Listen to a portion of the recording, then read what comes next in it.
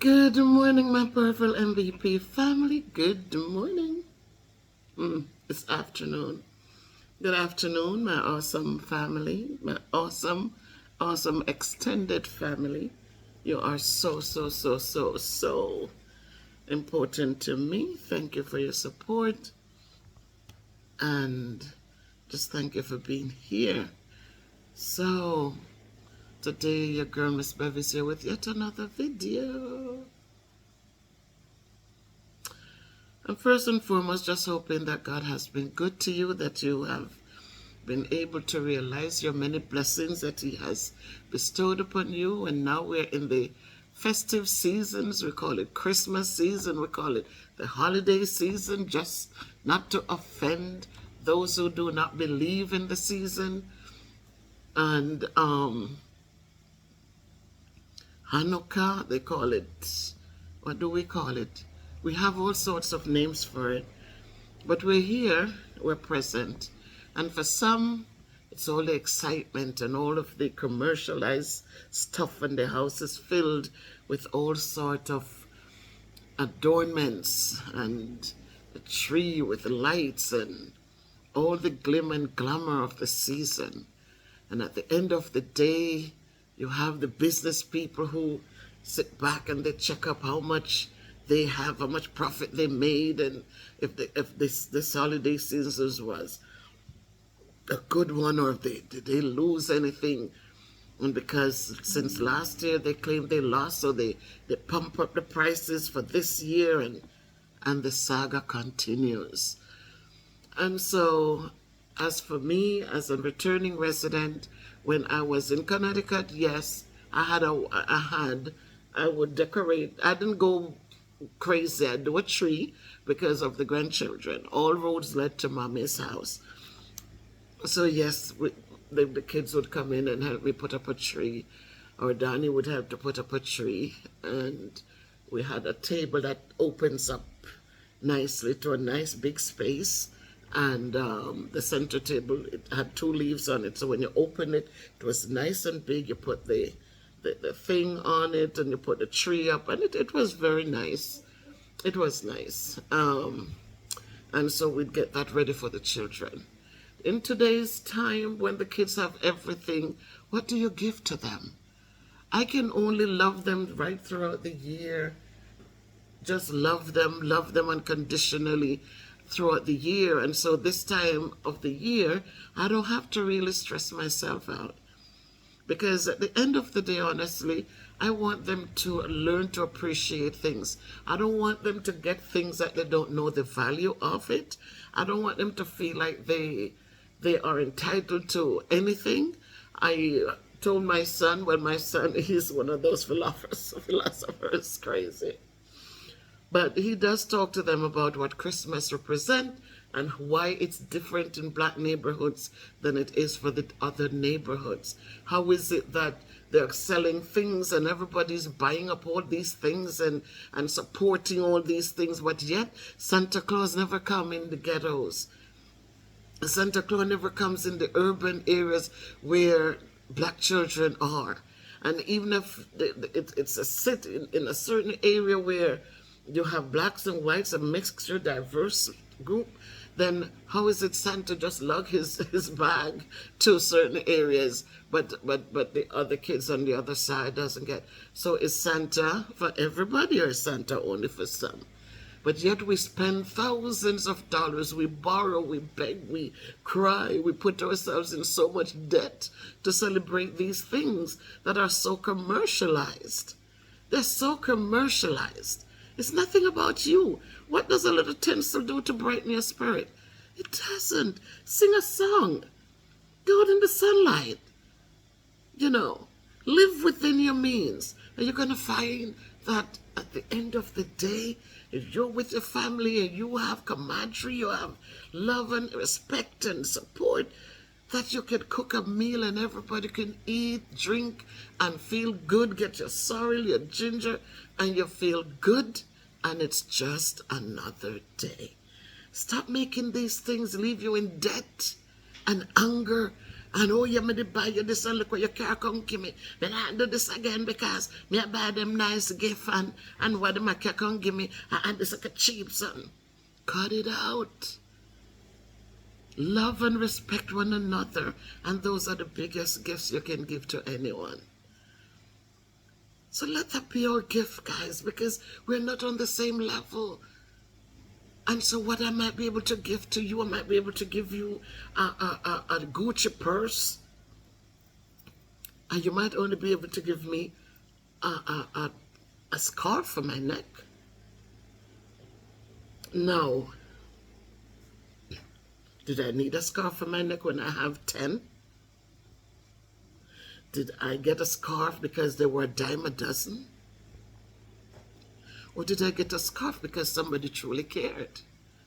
So again, let us, I look around in this gated space and not everybody is into the unnecessary foolishness.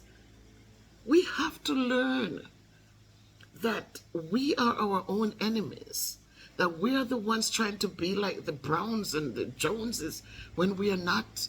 We don't have the resources they have. And because we try so hard, we're left in debt. We become hateful of people. We become, because we're putting ourselves in their position when we're not even halfway there. So as the season comes, guys, you feel the Christmas breeze, enjoy it, enjoy it, enjoy it. I am in limbo right now because my ticket is bought for me to go up, but it's freezing cold.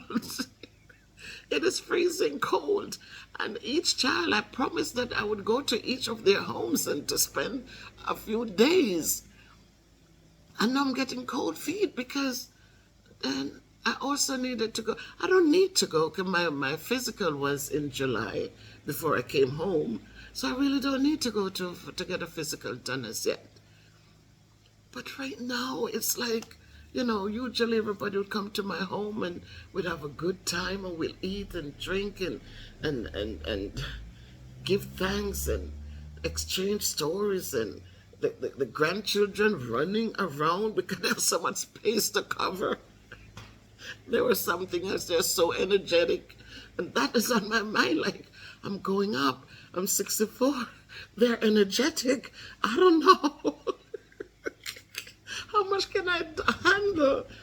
Because I wanted to spend the Christmas with them and spend like more days with them. Then I would go to Judy and spend some time with Judy. And then with Jody, well, Jody has been coming home twice already. So we have a hotel. They booked a hotel for us to go hang out and just have a beautiful time and ring in the new year. And then I'll be ready to come back. But guys, I'm so so you need to tell me in the comments, just help Miss Bev make up her mind. What should I do? I really am really like, it's cold, 16 degrees. But I'm sitting here feeling the heat, even though I have the fans going. It is just too interesting. But guys, listen, it's what it is. But again, Kayla is not gonna have all this thing. She has never had it, and we're not going to do it. She won't be here with me for the Christmas unless I change my mind about the trip. And even if I change my mind, it's going to be a regular day, a day where we talk about expectations, where we're not going to get caught up in the hype, because when she leaves my presence, when she leaves my company, when her mom returns and decides to take her back, it's going to be what they can afford for her. And so she has been, but it's what they can afford for her. So I'm not going to get carried away with this thing and then it cannot be maintained. I want them to just have a day of thankfulness, of understanding, respect, and kindness, and that's where we're going to go. So let's not get carried away with the commercializations. So I also yesterday yesterday I worshiped with a different church than Lucy SDA Church, and it was just quite interesting how it was so different. I really am telling you, when it got to the preaching, I had to revert to Lucy Estate Church. And this is what I said. I had a conversation before with somebody, and they were a little perturbed because I was saying that all this religion thing, all of this, it's just doesn't make sense. Because when we have these grand foundation, enterprise, whatever we want to call them, right? They create this name and this is ours, and it's theirs. They copyright things. They do everything. They brand things, and then they start sending down things to the different spaces that they have acquired and build buildings and put it under their name, and people collect all this money and sends it back to them, and they build schools and everything, but it's not in the members' names who are paying all this money called tithing, and but the buildings are in these corporations' names. So the Seventh-day Adventists, they don't have a church, a school, or anything that is in the members' name, that the members have ownership in it. Members are paying for these things, but where's the ownership? There's no ownership, right? So they pay all this money, they go without because, they need to pay and they need to pay, and every day you listen to the services, and during service, they're collecting again, and they're collecting and they're collecting, right? And these corporations up there, they live big and they have big checks, and they have, and all these schools in their names, Seventh-day Adventists, but it's not, and members. So members have nothing with all their tithes and offerings that go there to build. And then they give the little trickle down, the little drip, drip, drip, drip fact. That's what they put out. Because the poverty level, even right here in Jamaica, even right in my ear where I'm at, it shouldn't be so when they're collecting all this money, sending it to these corporations.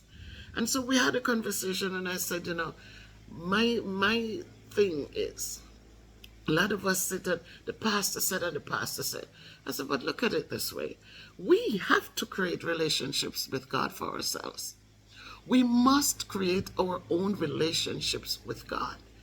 I'm telling you, God will show you the way. Stop just being blindfolded and led into things because they said and they said. Because when you look at it, if I go to a church in Montego Bay, if I go to a church in Lucy, if I go to a church if they had Sabbath school at different hours, and I went to a church in every parish in Jamaica, on the 14 parishes, let me tell you something.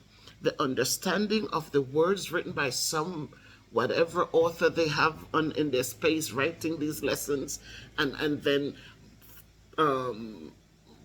mass producing the copies and sell them for how much dollars around the world. If I go up to them for them to explain what they wrote, it's a totally different explanation than what Sabbath school teachers are teaching to the members sitting in front of them, because our experiences are different. So your experience of Christ feeding the multitude with 5 barley loaves and 3 small fishes, they give you a different story each time. And as times have changed and kids having a different understanding of things, it's a different explanation on these lessons. So I keep saying to people, when you don't have that relationship with God, when you're just reading and you're getting caught up into these mass producing things that people are just selling and milking and bringing in, they're getting the monies are coming into them. And you sit there, you don't even understand it. How does that make sense? I remember one Sabbath I went to church in Connecticut, and I said, no, I can't go to this church, they're crazy. But the guy stood up there and he says, well, I am what you call blessed because I have a house, I have a car, and I have a wife. And at the time, believe me, I felt a little annoyed because at the time I think I'd just gotten my master's degree, and I felt that I could read with more understanding, and what he was there reading and going over the Sabbath school lesson, I was saying, but this is not what this means. My understanding was totally different. So when he said he's blessed because he has these things, and I'm looking at how much God has blessed people. And they don't have a house, they don't have a car, they don't have a house. So I said to him, are you telling me then that this lesson tells you that you're only blessed with material things, sir? He's looking at me like, no, I'm crazy. I said, sir, I want you to tell me that if I'm sick and God healed me, if I didn't have a job and God provided a job for me, you tell me that's not a blessing? If I woke up this morning, just woke up this morning, are you telling me that I'm not blessed? And he just stood there because you could see he was arrogant. It was, and I look and I said, don't you know, depending on your level of education and understanding, that's how you're going to want to portray things to other people. And so we have to make sure that what we are doing is that people can relate to it. I see them having crusades, they're handing out messages to young people to LNG1. Listen, I go to church on Sabbath, and I understand the seventh day to keep it holy. But I also understand that it's a money-making business. A lot of things that they're doing, more could be done in the communities. More can be done for those who are in need. More can be done. So when they're looking and they're, and they're hyping up on something, acting, cut it out and be humble. Be humble. Be humble. Be very humble. And when we're just talking about lessons, I tell them, even my brother, when he preaches, is an ordained elder. And I said, bro, listen to me. You're my one brother. He calls me his one whole sister. Because when I was 2, he was 8 months when our father passed away. And I'm a teacher, and he was a teacher here in Jamaica. He did some shop teachers college.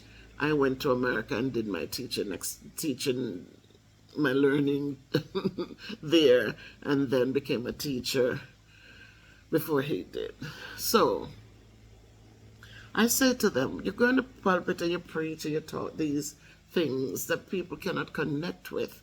But people can connect with a blessing. When you get in that pulpit and you're saying to people, listen, I drive back and forth, I stay with my sister and I teach, and I'm, every week, early morning, I am blessed. I'm with my sister, sometimes I don't have gas, and without even asking her, God gave her the sense that I probably need help, and which she'll just give me her credit card and say, go fill up your tank. Those are the blessings, guys. And if God can bless me that way, can you look and see that there are times when you're home and didn't have $1 and somebody brings that dollar for you, that it's a blessing. So let us teach people to find those blessings instead of getting up and, and I this and I that and I not. Leave them there, please. Go back and do what you're supposed to do, please. And I, instead of this grandstanding, let us get down to the level where we can pull those who are weak up. Let us pull those who are struggling up. Let us understand their needs and make sure, instead of us having so much and throwing it away, that we contribute to a cause, that we contribute and to help somebody grow, to help somebody eat, to help somebody sleep on a dry bed, to help our teachers with the materials needed to be effective teachers in the classroom. I must use this time as well as, I'm giving you everything this morning, and it is necessary for me to just say thank you for all those who have contributed to the Teachers Project. It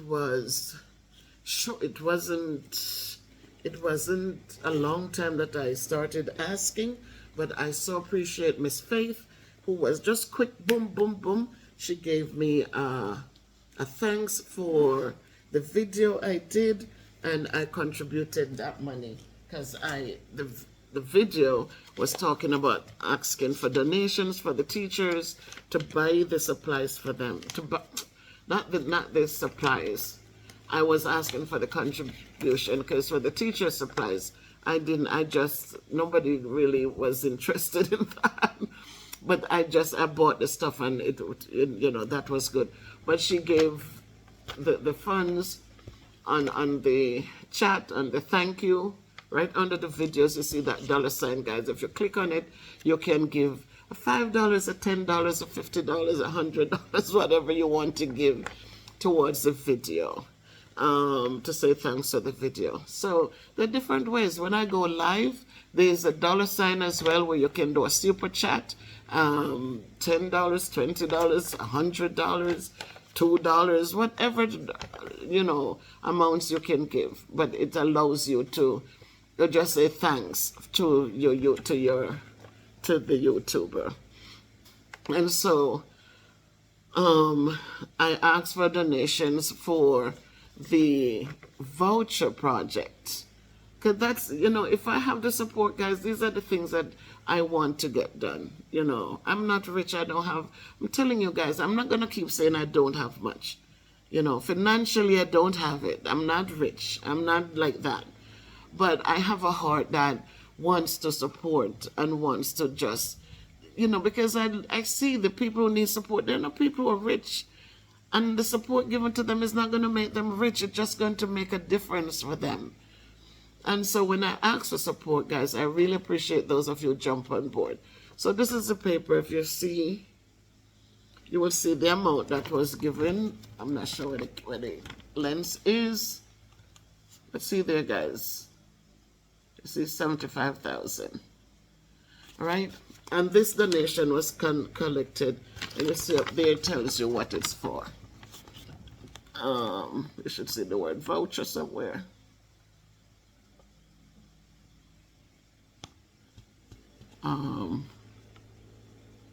Beverly, right? So Miss Beverly, and I'm not sure what it says for the voucher, but it does. This is the invoice for the funds, but it does tell you that it's for the vouchers for the school. All right, and so all that they need to do is to see how many people we divided it into. We divided it into 5,000 increment. Yes, if you look at this line right here, it tells you that it's divided into $5,000 increments, $5,000 increments for something vouchers. And so that's what will be done. They will laminate them. They put the names of the people on them. So I'm just hoping, the school says tomorrow we'll have the names. So we hope that tomorrow they'll get the names, and so we'll print 5, because I was saying 2,500, and we could have done more people. We could have done more people, but we put it to 5,000, because when you look at 2,500, it couldn't buy much of anything. So my thing is, as I spoke to the principal, I was saying they could get 10 pounds of rice, 10 pounds of flour, 5 pounds of cornmeal to make the porridge, the lasco, some sugar if they use sugar, and probably some snacks for the kids. I can't do the fruits. They can see around, because everything now is weighed and everything is so expensive, and people are failing to plant even a flower pot, to plant a seed and watch it grow up until it can put fruits on. But the whole thing in my head, I thought about the kids going to be home for a whole month, not 2 weeks, not 1 week, but it's a whole month. And I can just imagine parents who couldn't even afford lunch money each day for them to come to school, how hard it will be to provide them with breakfast in the morning, lunch, then dinner while they're home. I know it's not going to be easy. And so that is why these are the things that appeal to me. I don't have clothes. I don't ever give away clothes to any of the things that I do. The soup kitchen was just feeding the people hot meals.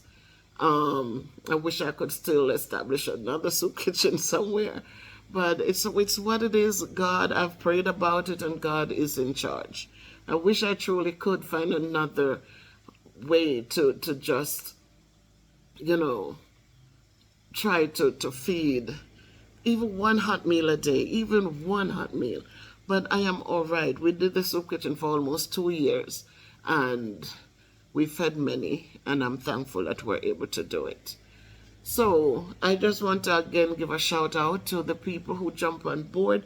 I still have $150 to give to add it to the 75,000, and because yesterday my brother sent $50 and my son also sent $100, so that's $150 more. So Miss Hyacinth, my neighbor that I always walked with in Hartford, Connecticut, thank you for your donation. She cashed out $50.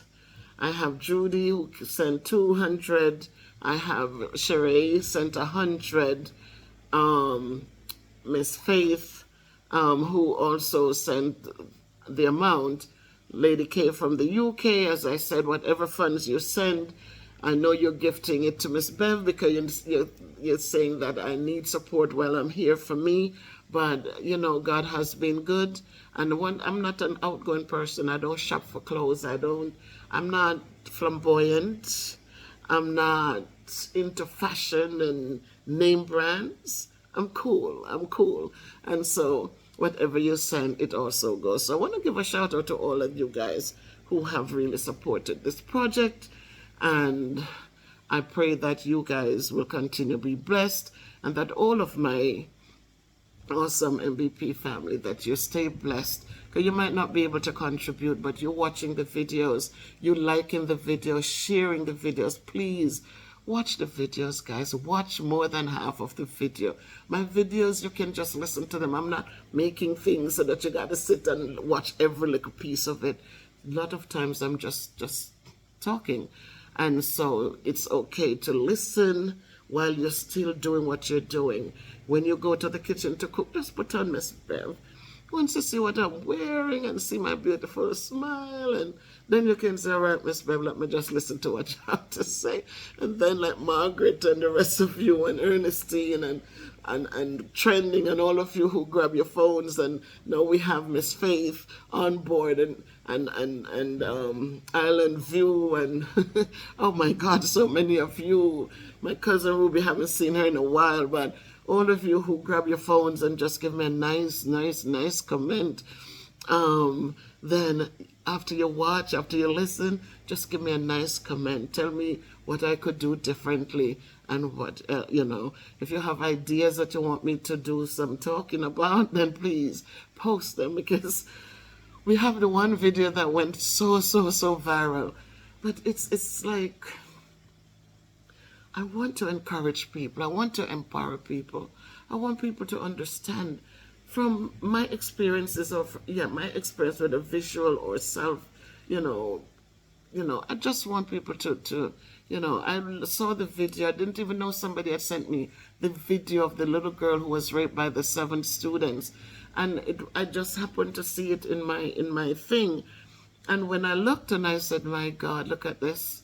I was just very calm with whatever was there.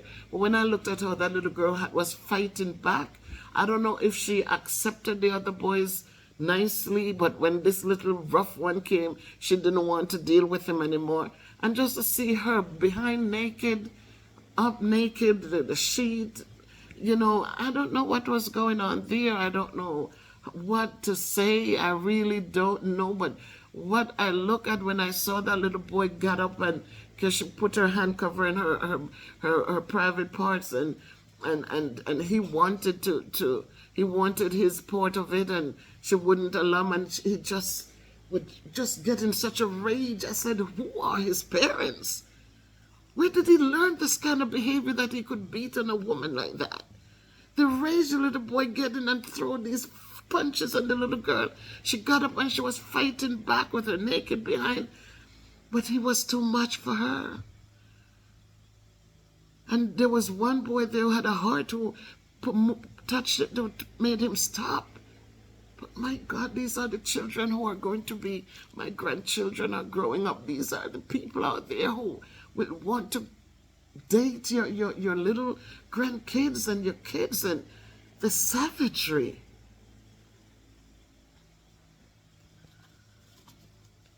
We can only keep praying. And we have to pray more than we have ever prayed before. But right now, guys, I want to lemon water. But right now, as I said, we're in the holiday season and we have so much to be thankful for. So much to be thankful for. But I want to remind us of something. That as we go through this season, and we know that people are looking for gifts, they're looking for this, they're looking. Don't get caught up in the hype. Don't get caught up into it. Please don't. Gifts are the fruits of the Spirit.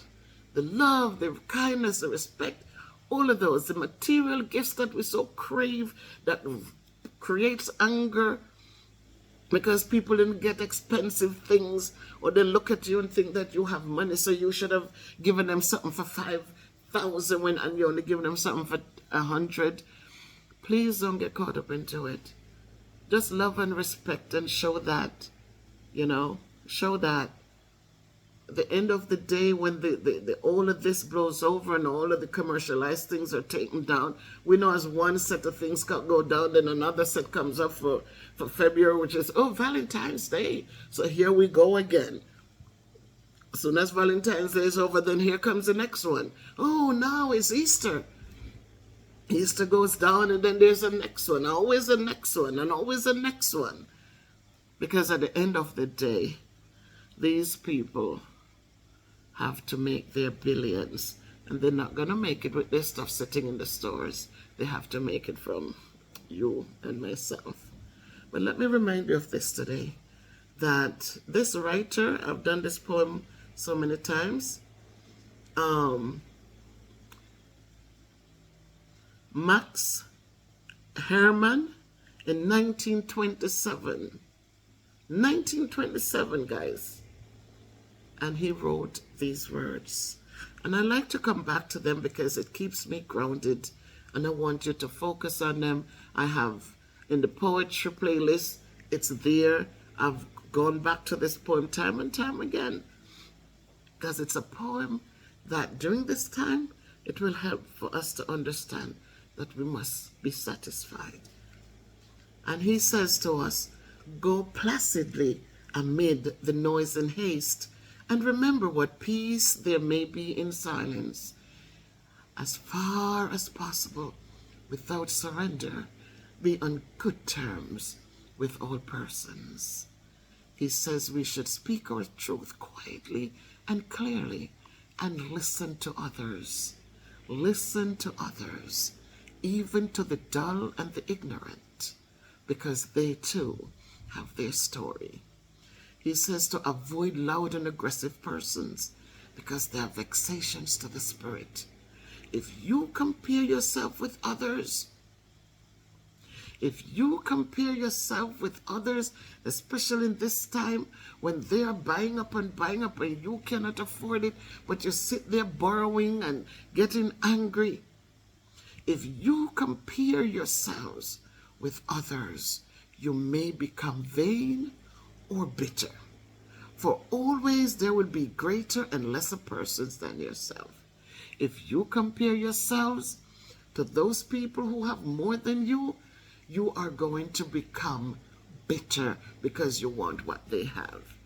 If you compare yourselves with those below you who do not have much, you're going to turn up your face and say, me have me this, me have me that. But thank God, me not have to walk, me have me car, and me have me. That's what that means. So don't compare yourselves. Be satisfied. It says, enjoy your achievements as well as your plans. Keep interested in your own career. Stop watch what others have. If you're a teacher, be interested in teaching. Be the best teacher you can become. However humble It is a real possession in the changing fortunes of time. Exercise caution in your business affairs, because the world is full of trickery. But let this not blind you to what virtue there is. So many people, they come home and they have a little money to build something or to, and you have people who come, yeah man, me can do this, man, me know if do this, me know if do it, man, me get the job, man. You give them the job, they walk away with your money, and they hide from you, they change the phone number, they do everything. And you know that a lot of trickery is out there. When you're doing business, the same people who come and give you the 10,000 for the door you just put up is the same people who will send somebody to take that money right back from you. So you just have to remember, they do work for you.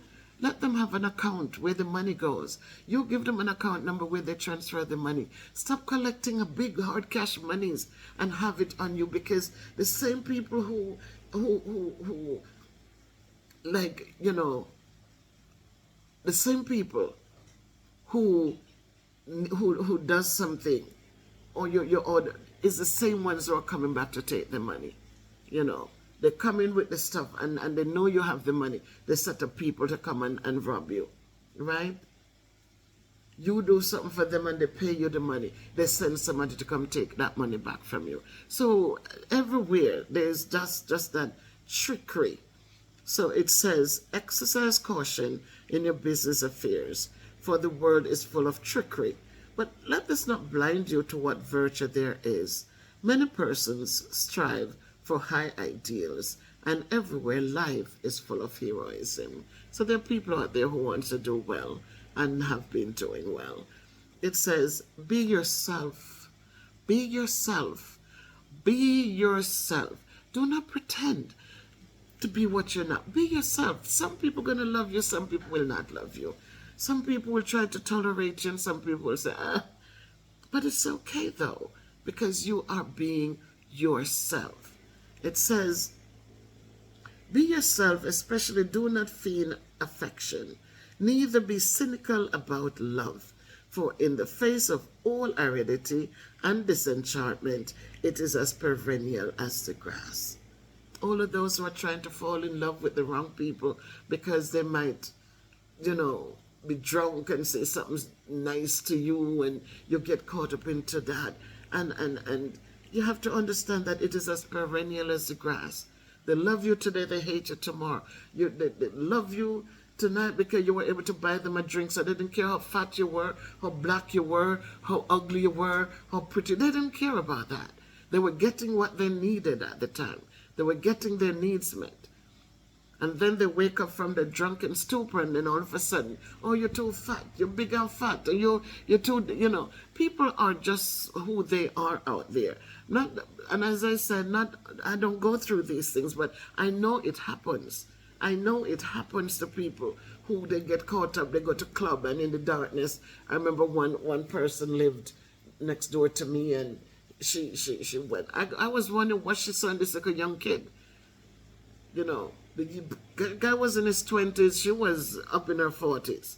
And she got pregnant for him and because of drunkenness. And then it was hell to pay. It was a constant fighting. Sometimes she throwing out water out our door, where she said, what the lady did name, they used to have these things where call me now, you hear?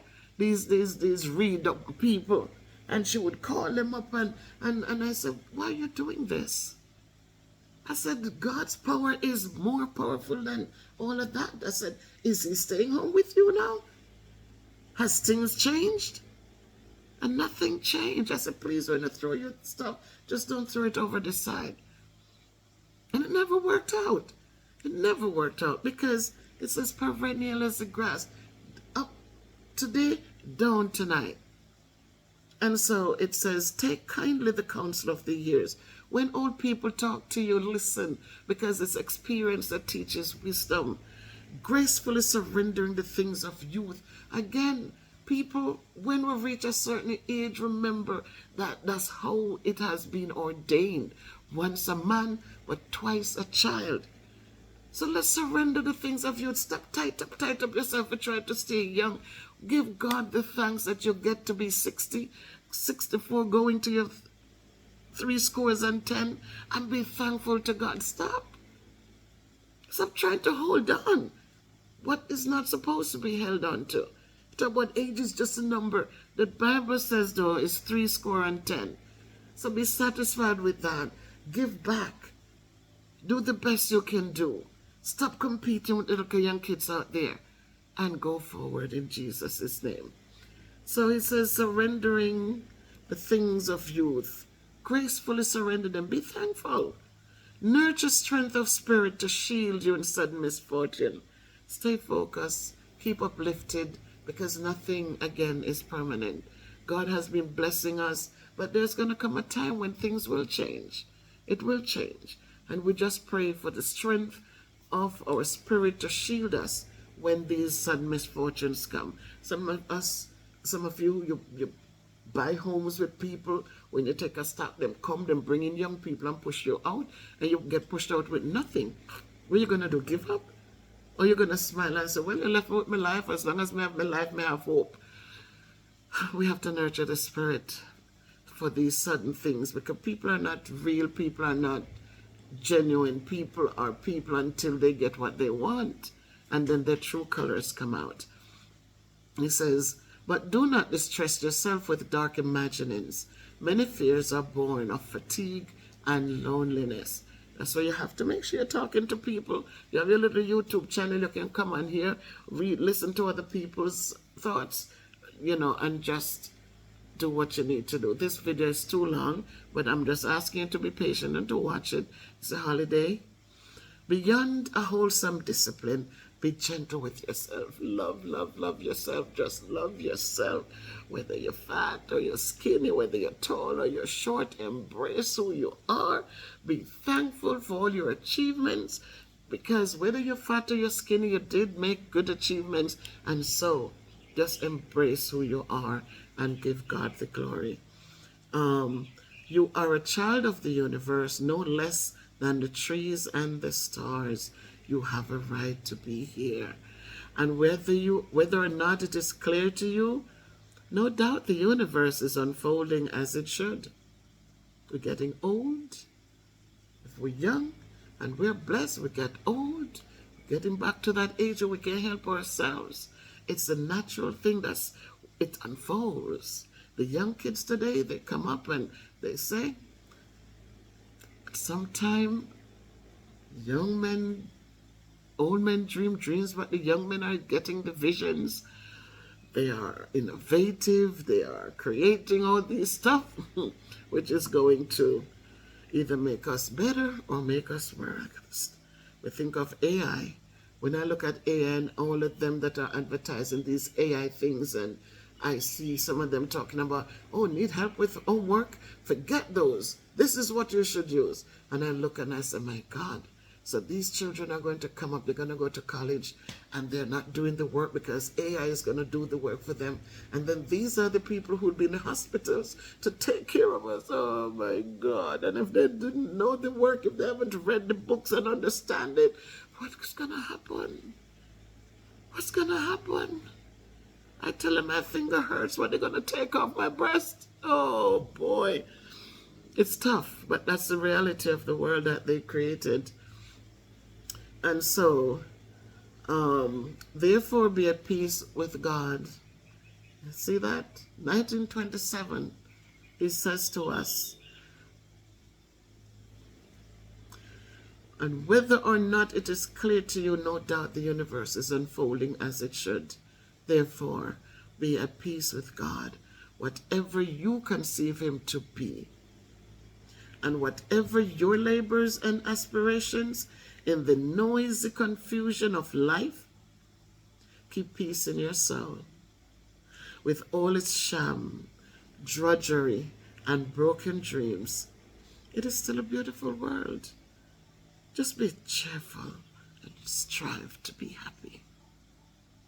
So that's my talk for today, guys. So in the message, I know you're going to read this and dissect it for yourself. You're going to listen to it, but you can also go pull up Desiderata, Desiderata, and just read his poem, and you can dissect it for yourselves and understand it for yourselves. And in the message today, guys, in all of this talk, I want you to just tell me, what do you think about me going up in this cold? Because I'm halting between two opinions, and I don't know. I don't know. Make it a great day where you are. If you can't be good, be careful. Walk good to good. Onward and upwards always, my powerful, powerful MBP family. Remember to like, share, and subscribe these videos. And thank you for helping me to reach 14,000 subscribers. And please, subscribers, watch the videos, share them. You know, we have so many, we're growing. But please, watch the videos, guys, so that YouTube can continue to send me out there for people to watch. Like the videos, that's a very key important piece. Leave a comment in the comment under the comments, and if you have not joined yet to become a member, could you please join? If you look in the description under the videos where it says description, if you click on that, it will give you the link to how to join. Usually it's under the video. You have subscribe, and next to subscribe says join. I think they changed that, and so it's in the description how to join, how to become a member of my family. So be good to yourselves. Make it a great day.